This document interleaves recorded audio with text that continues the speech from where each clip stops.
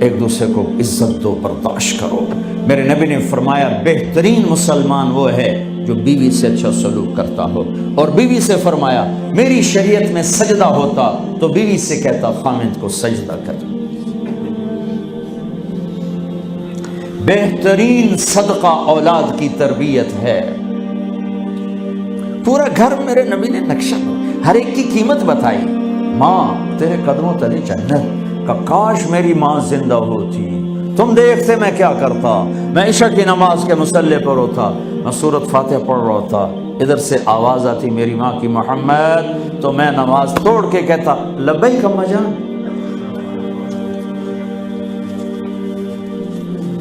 باپ کا تیرے جنت کا دروازہ ہے، باپ تیری جنت کا دروازہ ہے، کھولنا توڑنا نہیں، کھولنا توڑنا نہیں،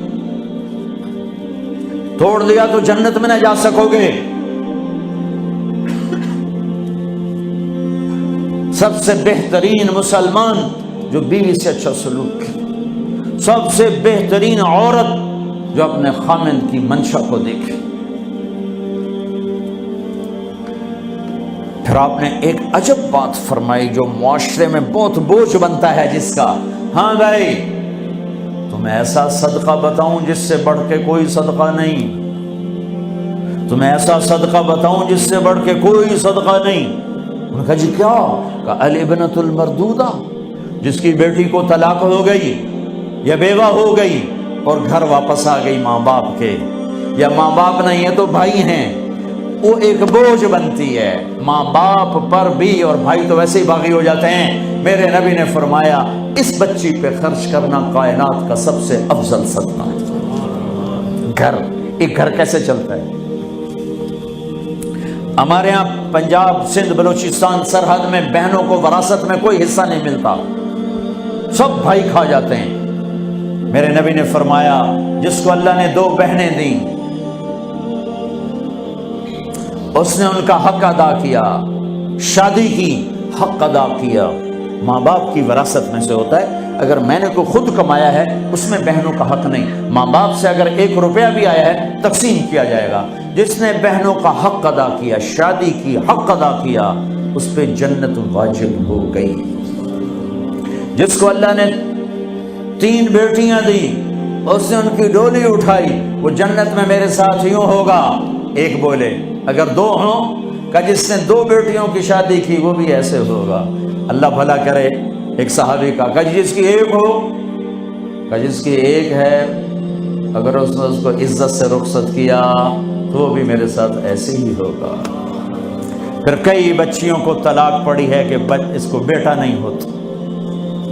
یہاں آنے سے پہلے کا واقعہ، پنڈی سے بچی رو رو برا حال اس کا، میں تو فون سنتا ہی نہیں ہوں ایسے کہ میرا تو کلیجہ پھٹ گیا ہے۔ ہے کہنے لگی کہ سسرال نے کہا تھا بیٹی ہوئی تو طلاق دے دیں۔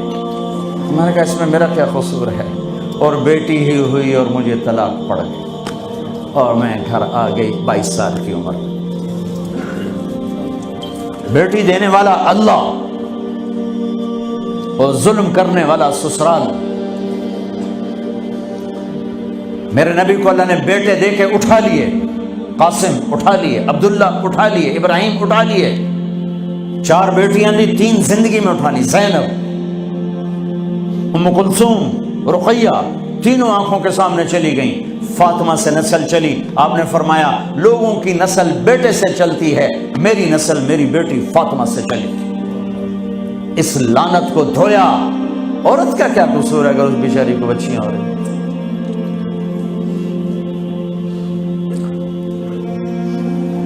جس نے اپنی بہنوں کو حق ادا کیا، جس نے بیٹیوں کو ڈولے میں بٹھایا، ان کا حق ادا کیا، کہ جنت میں یوں ہو جائے گا۔ بہنوں کو دینا اتنا ضروری ہے، حرام ہو جاتی ہے روٹی۔ میں نے مولانا جمشید صاحب میرے استاد ہیں، میں نے ان سے تفسیر پڑھی۔ میں ایک دن شہد کی بوتل لے کر گیا، پرانی بات ہے 76-77۔ میں نے کہا حضرت یہ ہدیہ ہے۔ فرمایا کہاں سے لائے ہو؟ کہ میرے اپنے باپ کا ہے۔ فرمایا تیرے باپ نے اپنی بہنوں کو، تیرے باپ نے اپنی بہن یعنی میری پھوپھیوں کو، تیرے باپ نے اپنی بہنوں کو زمین میں سے حصہ دیا تھا؟ یہ سوال کیوں کیا؟ 10 روپے کی شہد کی بوتل تھی اس وقت، کہ اگر دیا تھا تو یہ میں لے لوں گا، اگر نہیں دیا تو پھر یہ حرام ہے، میں نہیں لوں گا، یہ مطلب